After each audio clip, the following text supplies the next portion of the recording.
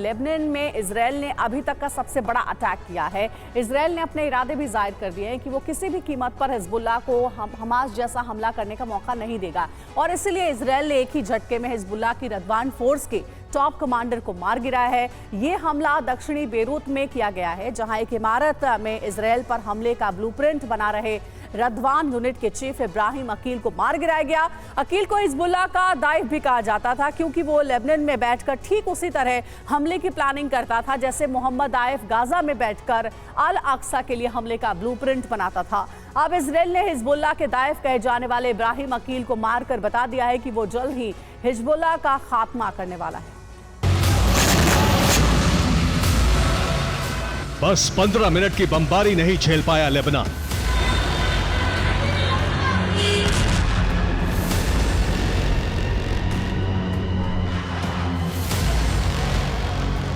कहां Hezbollah chief Nasrallah Israel के संहार की बात कर रहा था।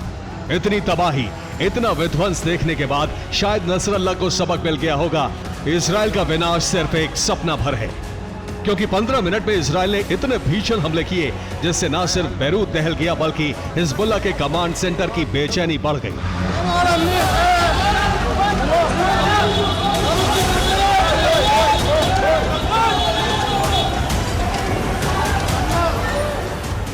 बेरूत के दक्षिणी इलाके में दोपहर के वक्त हमले किए गए, पुख्ता जानकारी के साथ कि रदवान फोर्स का चीफ उसी जगह मौजूद है। इसके बाद F-35 से हमला किया गया और फिर इस तरह की तस्वीरें सामने आई।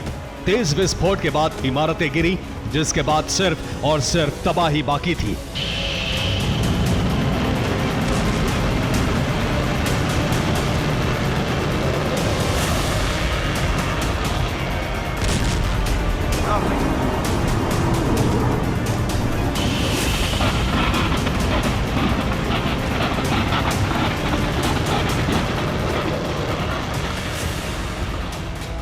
बेरूत में इतनी बड़ी एयर स्ट्राइक पहली बार की गई है जिसमें रिहायशी इलाकों पर बम बरसाए गए। आईडीएफ के पास इनपुट था कि रदवान यूनिट का चीफ अकील उत्तरी बॉर्डर पर बड़े हमले की तैयारी में है।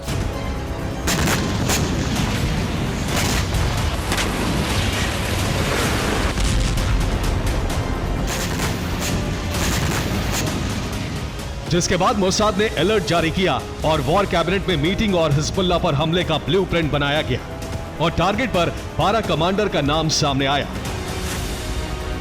रदवान chief Ibrahim Aqil, Hezb top commander Siraj Hadrej, Hezb top commander Al Hamza, Hezb top commander Haznenawa, Hezb top commander Abu Yasir, Hezb top commander Madi Al Box, Hezb top commander Abu Hussein Wahib, Hezb top commander Mohammed Al Atar, Hezb top commander Hassan Hadrej, Hezb top commander Mahdi Jamail, Hezb commander Abbas Muslimani, Hezb commander Samir Halawi. इनके अलावा 3 और commander भी मारे गए जिनके नाम सामने नहीं आए हैं।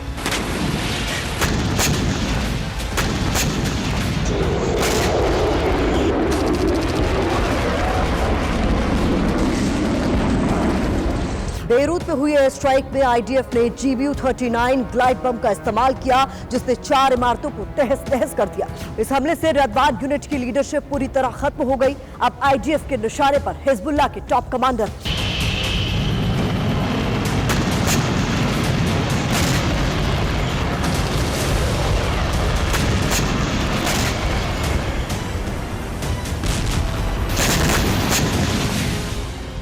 दरअसल इतने बड़े हमले के लिए आईडीएफ ने बड़ी प्लानिंग की थी।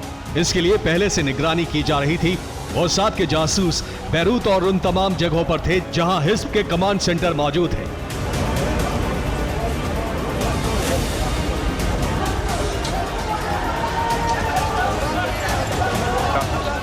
जब बेरूत में पेजर अटैक हुआ तो कई हिज़्ब लड़ाके मारे गए और सैकड़ों घायल हुए। अस्पताल में भर्ती हिजबुल्लाह कमांडर पर निगरानी रखी जा रही थी, उन्हें लगातार ट्रैक किया जा रहा था। इसी तरह बेरूत के अस्पताल में इब्राहिम अकील भी भर्ती हुआ था। सुबह जब वो अस्पताल से इलाज कराकर लौटा तो वहां से उसे ट्रैक किया गया। वो दक्षिणी बेरूत की एक बिल्डिंग में जाकर छुप गया। उसकी लोकेशन मोसाद हेडक्वार्टर को दी गई।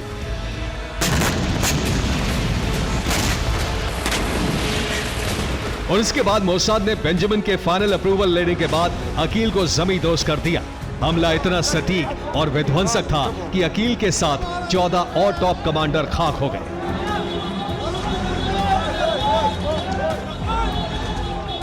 पेजर और इलेक्ट्रॉनिक डिवाइस में विस्फोट के बाद इजराइल ने एक और बड़ा हमला कर दिया है। इस बार इजराइल की स्ट्राइक में हिजबुल्लाह का टॉप कमांडर इब्राहिम अकील मारा गया। इब्राहिम अकील हिजबुल्लाह की रदवान फोर्स का चीफ बताया जाता है और हिजबुल्लाह के टॉप कमांडर फवाद शुक्र की मौत के बाद उसे कमांडर बनाया गया था। हिजबुल्लाह में इब्राहिम अकील की हमास के मोहम्मद दाइफ जैसी हैसियत थी। इब्राहिम अकील इजराइल पर हमले को फाइनल अप्रूवल देता था। इस हमले में अकील के साथ 14 टॉप कमांडर भी मारे गए। अकील दक्षिणी बेरूत के दाहिए की एक इमारत में छुपा हुआ था। वहां वो 19 हिजबुल्लाह कमांडर के साथ मीटिंग कर रहा था। तब इजराइल ने 2 F-35 फाइटर जेट से 4 इमारतों पर बम गिराए। अकील जिस बिल्डिंग के बेसमेंट में मीटिंग कर रहा था उस पर भी बम गिरा और तेज विस्फोट के बाद इमारत गिर गई और उसके मलबे में सब दब गए। अकील समेत 15 टॉप कमांडर मारे गए, बाकी 5 गंभीर रूप से घायल।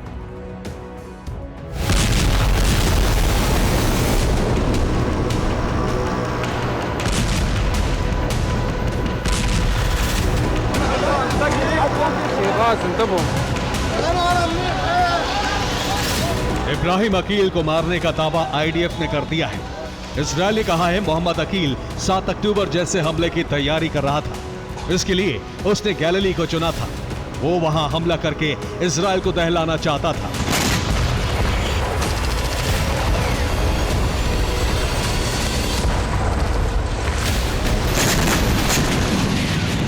इजरायल के रौद्र रूप को देखते हुए लेबनान में वॉर इमरजेंसी घोषित कर दी गई है।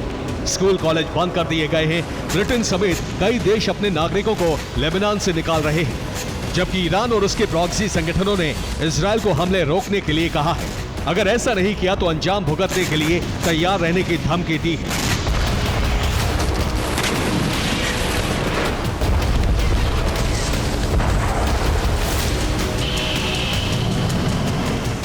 उधर इजरायल ने दावा किया है कि उसने हमला हिजबुल्लाह की रॉकेट स्ट्राइक के बाद किया, क्योंकि कुछ घंटे पहले हिजबुल्लाह ने उत्तरी बॉर्डर पर 200 से ज्यादा रॉकेट दागे थे, जिन्हें आयरन डोम डिफेंस सिस्टम ने इंटरसेप्ट कर लिया। जिसके बाद इजरायल ने विध्वंसक पलटवार करके बदला ले लिया।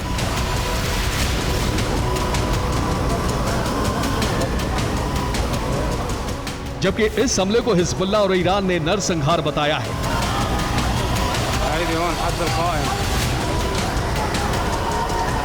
अब आईआरजीसी चीफ हुसैन सलामी ने ईरानी प्रॉक्सी कमांडर्स के साथ एक मीटिंग बुलाई है, जिसमें यह तय किया जाएगा कि इजरायल पर हमला कितना और कितनी तीव्रता तक किया जाए।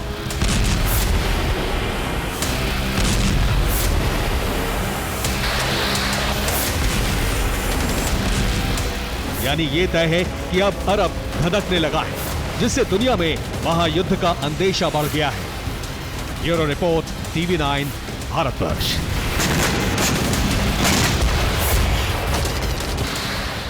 इधर इजरायल के बेरिया में रॉकेट हमला हुआ है। हिजबुल्लाह के हमले से दहला शहर, हमले में यहूदी धर्म स्थल तबाह हो गया है। तो देखिए, यहूदी धर्म स्थल पर बड़ा अटैक किया गया था और इस हमले में नुकसान पहुंचा है यहूदी धर्म स्थल को।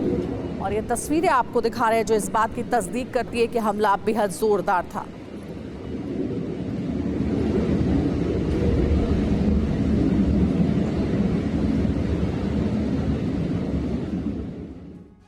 और इस बीच एक और अहम खबर है। एक हफ्ते से जो यूक्रेन जंग में बैकफुट पर दिख रहा था, अचानक उसने पुतिन को सबसे बड़ा जख्म दिया।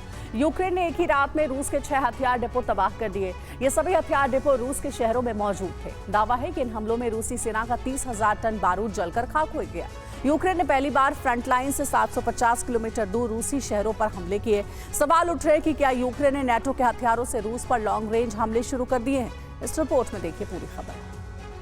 बीती रात यूक्रेन ने रूसी राष्ट्रपति को सबसे बड़ी चोट दी।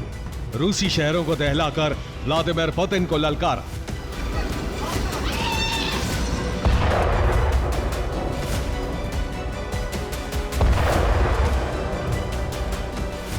ज़ेलेंस्की के जवानों के टारगेट पर रूस के हथियार गोदाम थे, जो एक के बाद एक तबाह होते रहे। उनमें रखे हजारों टन बारूद प्रचंड अग्नि में धधकते रहे और रूसी राष्ट्रपति अपनी सेना में होती तबाही देखते रहे।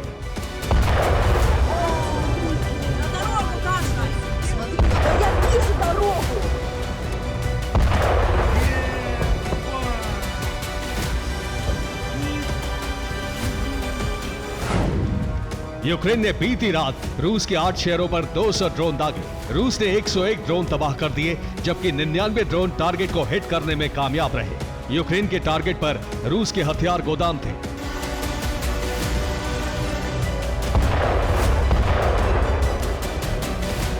एक नजर में लगता है मानो एटम बम फटा हो, लेकिन ये एटम बम नहीं, मगर पुतिन के लिए अब तक की जंग में सबसे बड़ा झटका जरूर है।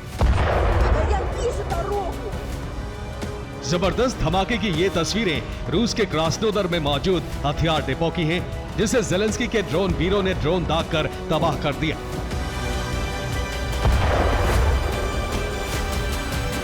धमाके के बाद 100 फीट से भी ज्यादा ऊंचा आग का गुबार देखा गया। ड्रोन अटैक में हुए इस बड़े धमाके की वजह थी इस हथियार गोदाम में मौजूद कई हजार टन बारूद और जंग के हथियार, जिन्हें यूक्रेन भेजने के लिए शेड से बाहर रखा गया था। ये क्रास्नोदर के उसी हथियार गोदाम की सैटेलाइट तस्वीरें हैं, जिसे बीती रात ड्रोन अटैक में तबाह कर दिया गया। ये सैटेलाइट तस्वीरें धमाके से पहले की हैं। गोदाम में खुले आसमान के नीचे हजारों टन बारूद नजर आ रहा है। दावा है कि तबाही के इस सामान को यूक्रेन में जंग लड़ रहे रूसी सैनिकों तक पहुंचाने की तैयारी थी। इससे पहले कि रूस इस बारूद को सही लोकेशन पर पहुंचाता, यूक्रेनी जवानों ने इसे तबाह कर दिया।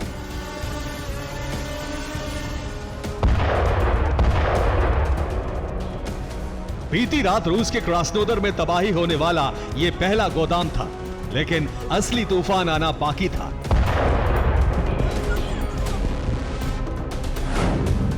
यूक्रेन ने रूस के 6 हथियार गोदाम तबाह कर दिए। ये गोदाम Krasnodar, Tver, Novgorod, Vladimir, Bryansk और उत्तरी ओसेटा में मौजूद थे। रूस के ये सभी शहर 750 किलोमीटर के दायरे में हैं। दावा है कि इतनी लंबी दूरी तक हमले के लिए यूक्रेन ने अपने नए बैलियनेत्सिया ड्रोन का इस्तेमाल किया है।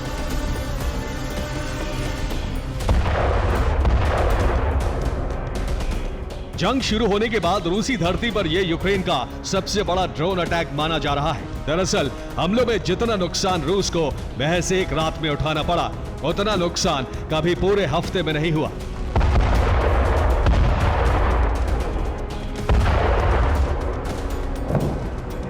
दावा है कि इस हमले में रूस की बैलिस्टिक मिसाइलें और डिफेंस सिस्टम ही तबाह नहीं हुए, बल्कि उसके मित्र देशों से मिले हथियार भी जलकर खाक हो गए।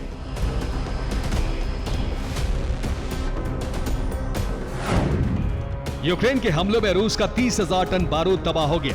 7.5 लाख तोप के गोले नष्ट हो गए। इसके अलावा multi launch rocket systems, S-300 missile defence system, S-400 missile defence system, Iskander ballistic मिसाइलें और उत्तर कोरिया की KN-23 मिसाइलें नष्ट हो गई। और लेबनान में आईडीएफ की बमबारी का नया वीडियो सामने आया है। हमले में हिजबुल्लाह के रॉकेट लॉन्च पैड ध्वस्त हो गए हैं। तो लेबनान में आईडीएफ की बमबारी हुई है और उसका नया वीडियो आपको दिखाएंगे। देखिए, यही वो वीडियो है जिसमें जोरदार धमाका हुआ है, बम बरसाए गए हैं लेबनान में।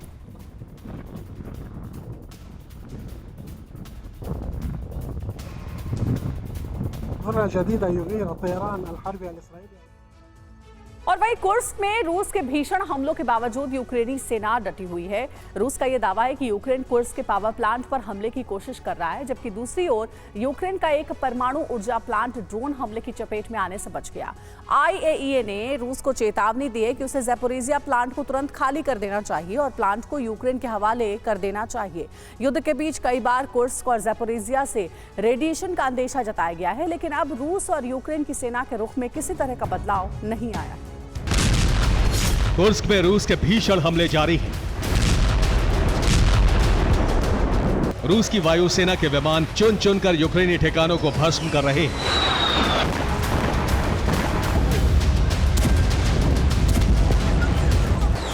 यूक्रेनी फौज के वाहनों को भी खत्म किया जा रहा है।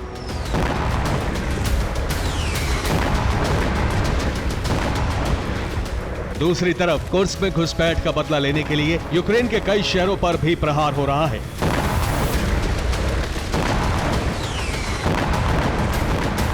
लेकिन इन हमलों के बीच बार बार जंग की आंच न्यूक्लियर पावर प्लांट तक पहुंच रही है और दहशत बढ़ रही है। रूस ने बीती रात यूक्रेन के खमेलनित्स्की पर हमला किया। खमेलनित्स्की में यूक्रेन का न्यूक्लियर पावर प्लांट है। रूस का एक ड्रोन न्यूक्लियर पावर प्लांट के बेहद करीब से गुजरा। यूक्रेन ने दावा किया है कि रूस जानबूझकर पावर प्लांट को टारगेट कर रहा है। दूसरी तरफ आईएईए ने कहा है कि रूस को ज़ैपोरिज़िया न्यूक्लियर पावर प्लांट से सैनिकों को हटा देना चाहिए और प्लांट की कमान यूक्रेन को सौंप दी जाए। आईएईए ने चेतावनी जारी की है और यूक्रेन को अपने पावर प्लांट को सुरक्षित बनाने के लिए कहा है।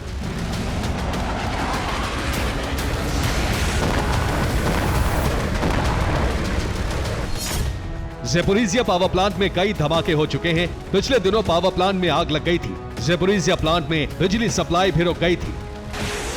लेकिन रूस ज़ैपोरिज़िया पावर प्लांट को इस वक्त खाली नहीं कर सकता है। ऐसा इसलिए क्योंकि यूक्रेन की सेना कुर्स्क में है और रूस का दावा है कि कुर्स्क पावर प्लांट पर कई बार हमले की कोशिश हो चुकी है।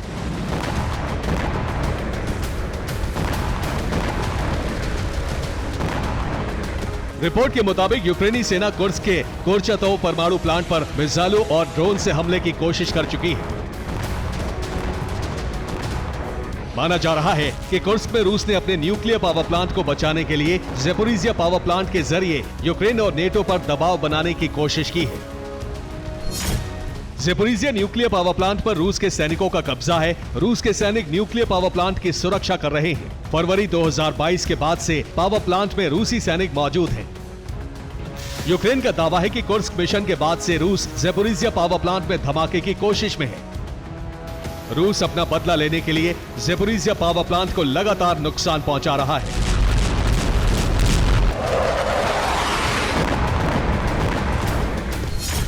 यूक्रेन की सेना कुर्स्क से बाहर नहीं निकाली जा सकी है। कोर्चातोव परमाणु प्लांट पर कब्जे की कोशिश लगातार जारी है। कोर्चातोव रूस के 3 बड़े परमाणु ऊर्जा संयंत्रों में से एक है। ज़ैपोरिज़िया से रेडिएशन के खतरे को देखते हुए यूरोप में दहशत है, लेकिन रूस यूक्रेन को कसूरवार ठहरा रहा है। रूस का दावा है कि यूक्रेन रेडिएशन का भय दिखाकर नेटो को युद्ध में सीधे तौर पर शामिल करना चाहता है।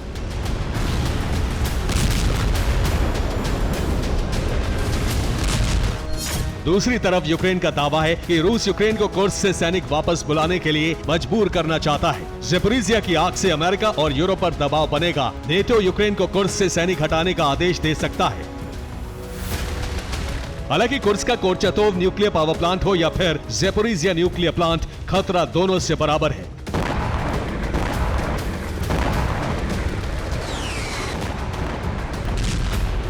Bureau report, TV9 Bharatvarsh.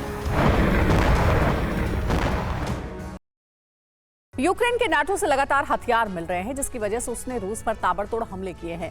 लेकिन अब रूस ने नया ब्लूप्रिंट तैयार किया है, जिसमें सैन्य ठिकानों के अलावा नाटो से मिले हथियारों को टारगेट कर रहा है। रूस ने अमेरिका से मिले अब्राम्स टैंक की करीब पूरी खेप तबाह कर दी है। इसी वजह से कहा जा रहा है कि चैलेंजर्स और लेपर्ड टैंक भी उसके निशाने पर हैं। अगर कुछ वक्त में यूक्रेन को लॉन्ग रेंज हथियार नहीं मिले तो रूस कभी भी उसे खाक में मिला सकता है। पहले एनर्जी सेक्टर, फिर हथियार गोदाम और अब यूक्रेन के टैंक, जिन्हें लगातार नष्ट करके कबाड़ बना रहा है रूस।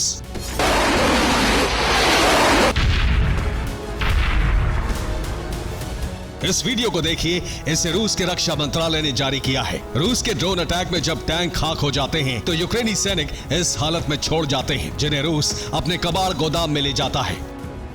रूस का दावा है कि उसने यूक्रेन की पूरी टैंक बटालियन तबाह कर दी है, जिसमें अमेरिका से मिले अब्राम्स टैंक की खेप का 2/3 हिस्सा नष्ट कर दिया है। इसके अलावा रूस ने लेपर्ड और चैलेंजर्स टैंक भी मिसाइल से खाक कर दिए। रूस ने तबाह किए टैंकों की तस्वीरें भी जारी की हैं। हालांकि यूक्रेन इसे रूस का प्रोपेगेंडा बता रहा है। उसने दावा किया है कि टैंकों से रूस को ज्यादा नुकसान हो रहा है, इसलिए वो अब प्रोपेगेंडा के जरिए अपना नुकसान छुपा रहा है। लेकिन रूस ने एक और वीडियो जारी करके यूक्रेन के दावे की हवा निकाल दी। इस वीडियो में देखिए कैसे कबाड़ टैंकों की कतार है। ये डोनेट्स्क इलाके का वीडियो है, जिसमें मिसाइल अटैक में यूक्रेन के अब्राम्स टैंक को उड़ा दिया, जिसमें टैंक पूरी तरह जल गए। इसी स्थिति में यूक्रेनी सैनिक इन्हें छोड़कर भाग गए। इस बीच यूक्रेन को लगातार हथियारों की खेप पहुंच रही है। जर्मनी कुछ दिनों में 20 लेपर्ड टैंक भेज रहा है, जबकि 22 लेपर्ड टैंक डेनमार्क भेज रहा है।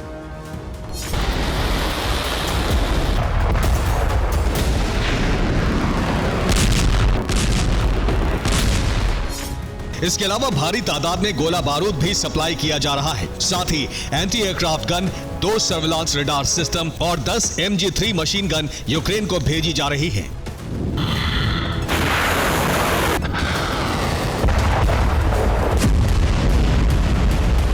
हालांकि ज़ेलेंस्की को लंबी दूरी के हथियारों का इंतजार है, जिसके बाद वो रूस में तबाही का सबसे विध्वंसक चैप्टर शुरू कर सकते हैं।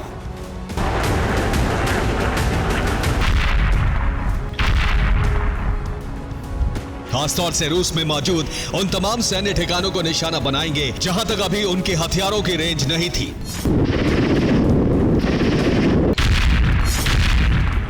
अगर ऐसा हुआ तो रूस यूक्रेन पर एटमी अटैक कर सकता है, जिसकी धमकी पुतिन पहले भी दे चुके हैं।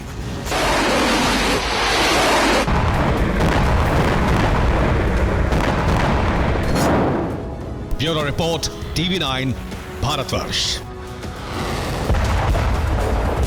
उत्तरी इजराइल में हिजबुल्लाह का हमला हुआ है। हिजबुल्लाह ने 60 रॉकेट फायर किए हैं। आईडीएफ ने ज्यादातर रॉकेट तबाह कर दिए। हमले के बाद कई इमारतों में आग लग गई है।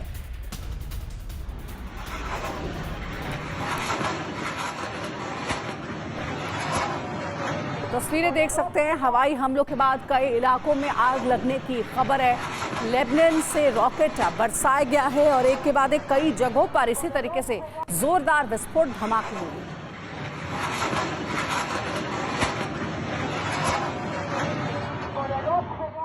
इजराइल चारों तरफ से अपने दुश्मनों से घिरा हुआ है। इजराइल पड़ोसी देश उसकी तबाही के लिए कुछ भी करने को तैयार रहते हैं। इन सबके पीछे इजराइल का कट्टर दुश्मन ईरान है।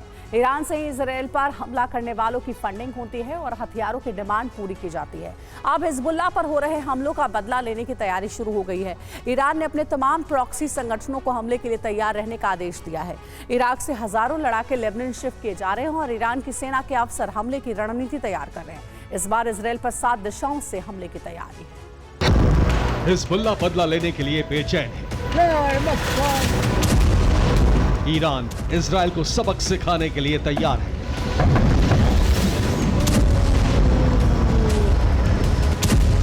इजराइल के लगातार हमलों ने हिजबुल्लाह के हौसले को कमजोर कर दिया था।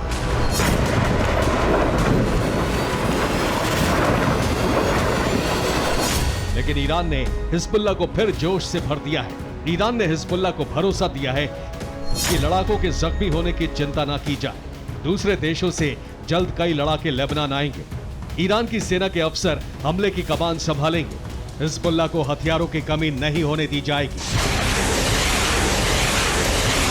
ईरान से हौसले का डोज मिलने के बाद लेबनान से एक्शन की शुरुआत कर दी गई।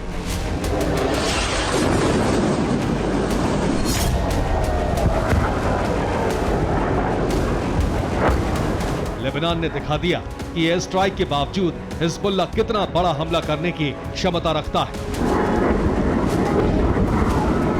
24 घंटे में लेबनान ने 200 से अधिक रॉकेट से हमला किया। इजराइल की सेना के ठिकानों पर हमले किए गए। मोसाद के ठिकानों को भी टारगेट किया गया। हिजबुल्लाह की ताबड़तोड़ प्रहार से इजराइल में कई धमाके हुए। हिजबुल्लाह ने इजराइल के एक टैंक को भस्म करने का दावा किया, लेकिन अब तक जो हुआ उसे महज शुरुआत समझिए, क्योंकि लेबनान में पेजर ब्लास्ट के बाद ईरान ने इजराइल पर बहुत बड़े हमले की प्लानिंग की। पेजर ब्लास्ट में 4000 हिजबुल्लाह लड़ाके जख्मी हुए हैं। इराक से अब 5000 लड़ाकों को लेबनान भेजा जा रहा है। ईरान ने ये जिम्मेदारी कतैब सैयद अल शुहादा नाम के संगठन को दी। इजराइल से बदले के लिए ईरान ने अपने तमाम प्रॉक्सी संगठनों को एक्टिव कर दिया है। हमले का ऐसा प्लान तैयार किया गया है कि हर इंतजाम नाकाम हो जाएगा। ईरान के सुप्रीम लीडर खामेनी ने ऐसी योजना बनाई है कि इजराइल की सेना के लिए हालात संभालना मुश्किल होगा।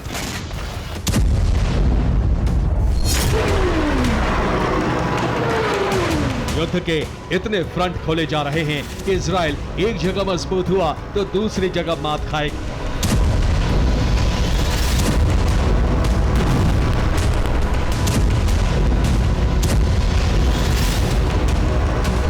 एक दो नहीं बल्कि ईरान इजराइल पर 7 दिशाओं से हमले की योजना में है। इजराइल के खात्मे के लिए खामेनी का प्लान बेहद खतरनाक साबित हो सकता है। दुनिया के मानचित्र पर एक बेहद छोटा सा देश नजर आता है इजराइल। जरा सोचिए, इस छोटे से इलाके पर 7 दिशाओं से मिसाइल की वर्षा हुई तो क्या होगा। ईरान का ऑपरेशन ऐसा होगा कि चंद मिनटों में कई तरह से इजराइल पर भारी प्रहार होगा। ऐसा इसलिए ताकि इजराइल का एयर डिफेंस नाकाम हो जाए। इस वक्त इजराइल ने सबसे बड़ी तैयारी लेबनान बॉर्डर पर की है, लेकिन ईरान का प्लान ऐसा है कि इजराइल पर चारों तरफ से हमले हों।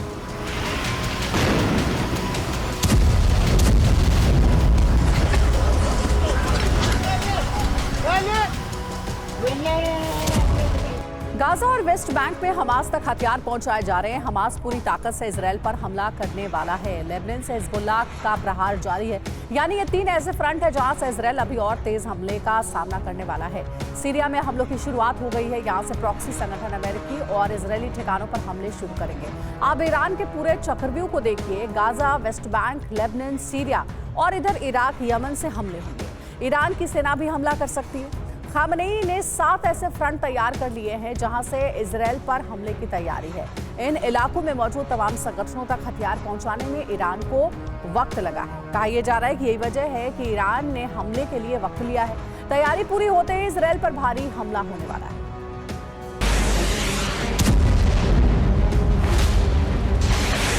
हमलों की तेज रफ्तार से एयर डिफेंस नाकाम हो गया और फिर उत्तरी इजराइल धमाकों से गूंज उठा।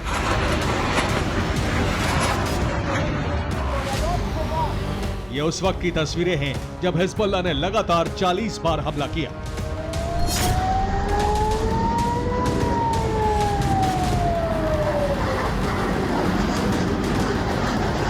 इजराइल की ऐसी हालत तब हुई जब एयर डिफेंस से ज्यादातर हमले नाकाम कर दिए गए। रिपोर्ट्स के मुताबिक ईरान के कई कमांडर लेबनान भेजे गए। संदिग्ध चीजों की जांच विशेषज्ञ करेंगे। ईरान के सैन्य अफसर हमले की रणनीति बनाएंगे। इजराइल के खिलाफ हमले शनिवार को भी जारी रहे। माना जा रहा है कि नए हथियारों की खेप आने से पहले पुराने हथियारों का स्टॉक खत्म करने की तैयारी है। हिजबुल्लाह तक रूस और ईरान से मिसाइलों की खेप आ रही है। यही वजह है कि फिलहाल रॉकेट से हमले किए जा रहे हैं।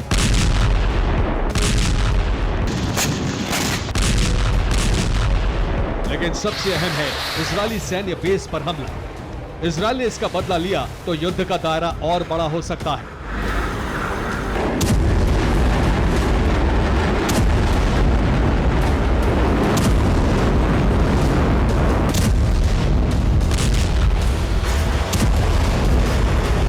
इजरायल की वायुसेना ने लेबनान पर कई बार हमला किया है। इजरायल अब घातक बमों का इस्तेमाल कर रहा है। लेबनान के कई इलाकों में भारी तबाही मची है। हालात को भांपते हुए अमेरिका ने भी युद्ध की तैयारी शुरू कर दी है। सबसे पहले इजरायल को सुरक्षा कवच देने के लिए मिडिल ईस्ट में अमेरिका के कई युद्धपोत पहुंचने वाले हैं। ये अमेरिका का USS Harry S Truman aircraft carrier है।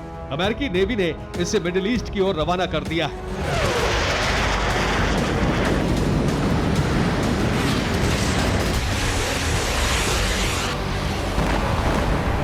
अगले हफ्ते अमेरिकी एयरक्राफ्ट कैरियर मिडिल ईस्ट पहुंच जाएगा। एयरक्राफ्ट कैरियर के साथ 65,000 नौसैनिक भी आ रहे हैं। इसके साथ कई गाइडेड मिसाइल डिस्ट्रॉयर भी आ रहे हैं। अमेरिकी एयरक्राफ्ट कैरियर पर घातक बॉम्बर्स की तैनाती है। अमेरिका ने ऐसी तैयारी की है कि अगर ईरान ने या प्रॉक्सी संगठनों ने इजरायल पर बहुत बड़ा हमला किया तो इजरायल के दुश्मनों पर भारी बमबारी और मिसाइल प्रहार किया जा सके।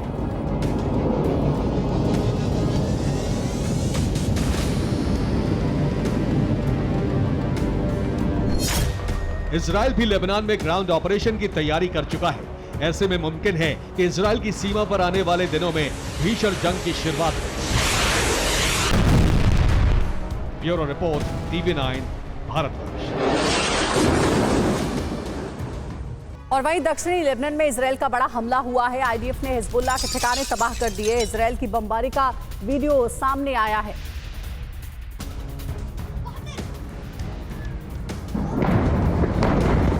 इजरायल और अमेरिका ने अरब का समीकरण बदलने की रणनीति बना ली है। ये रणनीति न सिर्फ ईरानी प्रॉक्सी को समाप्त करने की है बल्कि ईरान की एटमी शक्ति को भी खत्म करने की है। इसके लिए इजरायल और अमेरिका साइबर वॉरफेयर में प्रवेश करने जा रहे हैं। ईरान के परमाणु केंद्रों को तबाह करने के लिए CIA और मोसाद ने स्पेशल डिजिटल वेपन तैयार कर लिया है। इसका मतलब ये हुआ कि पेजर हमले के बाद अब डिजिटल बॉम्ब से विस्फोट होगा। इसके टारगेट पर ईरान के 11 एटमी सेंटर हैं। इजरायल ने हिजबुल्लाह, हमास और हूती के साथ सभी प्रॉक्सी का खात्मा करने वाला अभियान शुरू कर दिया है।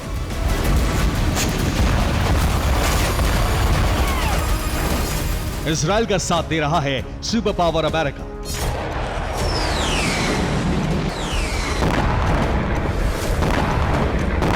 इजराइल हमास और हिजबुल्लाह का अंत करने के लिए भीषण बमबारी कर रहा है, तो अमेरिका हौती की कब्र खोदने में जुटा है।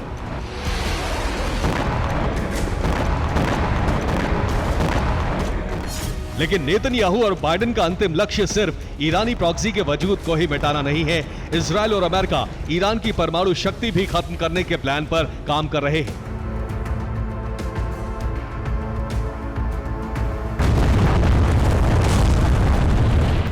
ईरानी प्रॉक्सी के साथ साथ बाइडेन और नेतन्याहू अपने सबसे बड़े दुश्मन ईरान को भी कमजोर करने की रणनीति पर काम कर रहे हैं।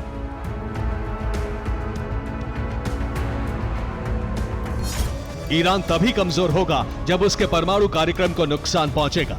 यही वजह है कि अमेरिका और इजराइल मिलकर ईरान के परमाणु कार्यक्रम को खत्म करना चाहते हैं।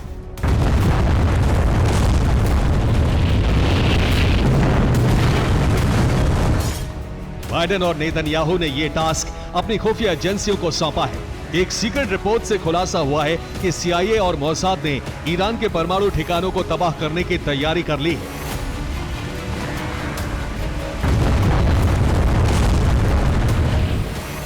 ईरान के परमाणु सेंटर पर किसी मिसाइल या बम से अटैक नहीं होगा, बल्कि एक अदृश्य हथियार से हमले की आशंका है।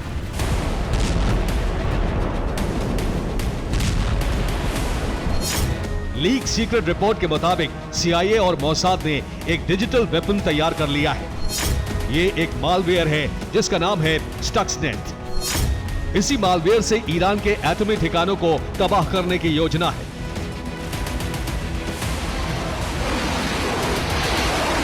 CIA और मोसाद इस मालवेयर को कई सालों से बना रहे थे। अब ये मालवेयर उस वक्त बनकर तैयार हो चुका है जब इजराइल और ईरान में तनाव चरम पर है।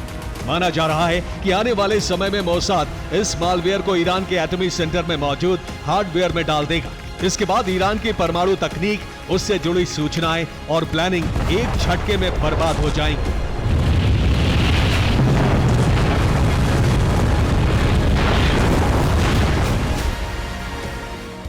सवाल यह है कि आखिर CIA और मोसाद के टारगेट पर ईरान के कौन-कौन से एटमी ठिकाने हैं। इजराइल और अमेरिका ईरान के किन परमाणु केंद्रों पर साइबर अटैक कर सकते हैं? आपको बताते हैं, इस्फहान, नंताज, फोर्दो, अराक और बुशहर, इन 5 शहरों में ईरान की न्यूक्लियर साइट मौजूद है। यहाँ इजराइल डिजिटल हथियार से हमला कर सकता है। तेहरान, रमसार और बोनाब, इन 3 शहरों में ईरान के एटमी रिसर्च सेंटर है। यहाँ ईरानी परमाणु कार्यक्रम से जुड़ी रिसर्च होती है। ये तीनों सेंटर भी इजराइल के टारगेट पर हैं। संघद, यज़्द और गाचीन, यहाँ ईरान की यूरेनियम माइन है। यहीं पर ईरान परमाणु बम बनाने के लिए यूरेनियम का संवर्धन कर रहा है। इस पर भी साइबर अटैक का खतरा मंडरा रहा है। CIA और मोसाद जो मालवेयर छोड़ने वाले हैं, उससे ईरान का पूरा परमाणु कार्यक्रम तहस नहस हो जाएगा।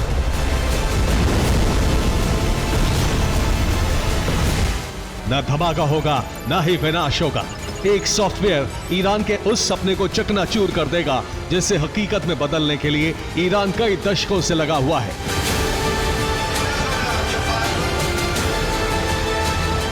इजराइल ने जब से लेबनान में हजारों पेजर और वॉकी टॉकी में विस्फोट करवाए हैं, तब से तेहरान दहला हुआ है। ईरान में खौफ इसलिए हाई है क्योंकि इजराइल ने अब ईरान के परमाणु ठिकानों पर साइबर अटैक करने की तैयारी कर ली है।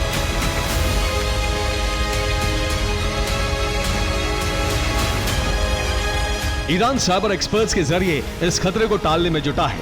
इसके अलावा ईरानी राष्ट्रपति मसूद पज़ेश्कियान ने इजराइल और अमेरिका को चेतावनी देते हुए कहा है कि ईरान ने न सिर्फ अपनी सुरक्षा बल्कि हमले की क्षमता भी विकसित कर ली है। अब कोई भी देश ईरान पर हमला करने का दुस्साहस नहीं कर सकता।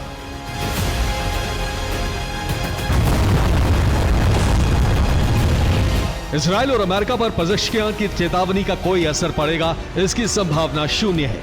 ऐसे में ईरान के परमाणु प्रोग्राम पर अब तक का सबसे बड़ा खतरा मंडरा रहा है, क्योंकि मोसाद अपने ऑपरेशन को हमेशा अंजाम तक पहुंचाता है।